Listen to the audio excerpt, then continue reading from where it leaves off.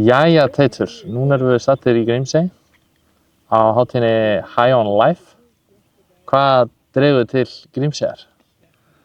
Það mun vera Hinrik, annar skipuleggjandana, hann kom á tónleika sig með á Akureyri í Lystigarðinum, í Listkaffihúsinu páskana og eftir tónleikana gaf hann sig á tal við mig og spurði mig hvort ég hefði einhvern tímann komið í Grímsey og nei, ég hef aldrei komið í Grímsey, ég sagðist að það komið í Hrísi, hann sagði þetta er allt annað sko, allt annað dæmi og já, ég svona, það er ákveðið áhugamál að koma á vel flesta staði á Íslandi og ekki verra ef það er einhver hátíð eða tónlist. Okay. Þú ert að vera að spila núna í kvöld á Kríunni. Já. Ég verð með gítarinn og kannski grípi ég eitthvað í munnhörpuna og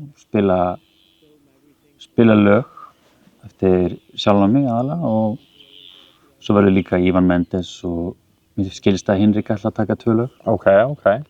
En þetta er hluti af tónleikaferð sem ég er síðan búinn að skipuleggja í kringum þetta. Hinrik hjálpaði mér eitthvað með þetta. Ég spila í Davíðshúsi á mánudaginn klukkan 5, frítt inn en þetta kemur út fyrir það. Og svo fer ég á Húsavík, spila í einhverjum sjóböðum þar. Við ætlum að láta það ráðast svona eftir veðri, því þetta verður úti. Já.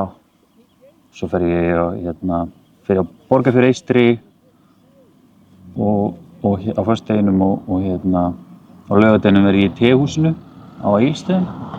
Svo fer ég kjölfarið á Lungahátíðina og verð þar og þannig að ég kýs að kalla þennan túr Drekatal. Þetta er svona drekasvæði, það ekki? Drekinn verndaði þetta svæði samkvæmt í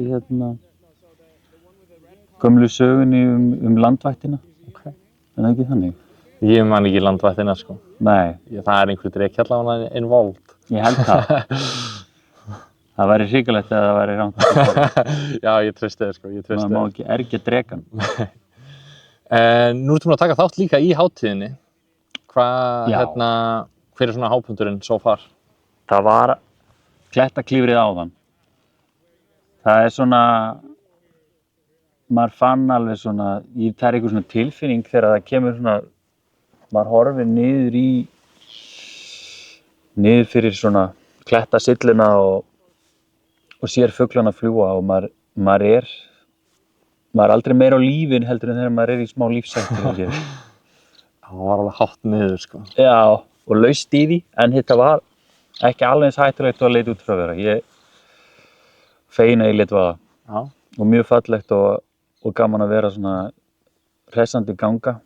Sjóferðin var engu lagi lík. Ég slapp algjörlega við að kasta upp en fólk var spúandi hægri vinstri og þetta var eins og þarna bíómyndin sem að hét Sorgarþríhyrningurinn, Triangle of Sadness, það sem er svona gömul kona gubbandi fram hana. Þetta var smá þannig. Já. Ég hef aldrei séð svona vansæl andlit liggjandi hér og þar. Nei, það er allavega flestir sem eru búin að tala við eru allavega annarkvort búin að æla sjálfur eða búin að sjá ansi marga æla. Já. Ég sé svona ælupoka svona í flugvélum og ég aldrei séð og jafn mikilli notkun. Það voru alveg bara, voru allir með þetta á lofti sko. Ég náði blessunarlega að sofna og mæli með því sko. Maður nær að láta rugga sig í svefn, það er bara fínt. Ég held að allir ælupókarnir allavega uppi það sem ég voru eiginlega bara búnir, þannig að fólk þetta að fara að sækja meira. Og þetta var svolítið rosalegt bara. Já, þetta hugtak að vera sjóveikur, það var alveg þannig, fólk var alveg veikt, það var alveg engin leið í kring, ekki hjá því komist. Ætlarðu að mæta aftur á árið liðnu? Aldrei að vita, ég er bara alltaf til að koma hingað. Já, og bara ég vil sjá þessa hátíð bara halda áfram og vaxa og dafna og get hiklaust mælt með henni allavega. verið hvert sem að hefur svona